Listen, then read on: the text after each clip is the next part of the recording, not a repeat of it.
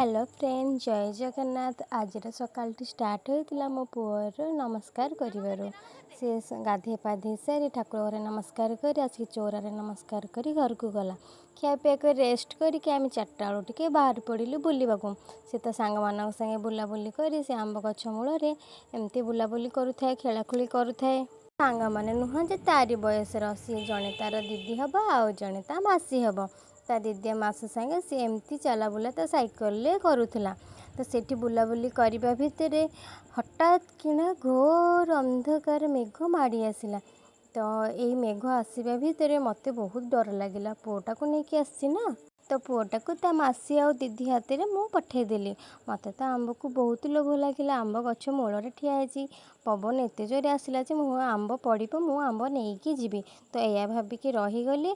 Finally मु आंबतिक धरिकी ही आसिली। वीडियोटी भल लगी सब्सक्राइब निश्चिंत करेंगे। रहुची जय जगन्नाथ। लाइक कमेंट भी करेंगे। रहुची।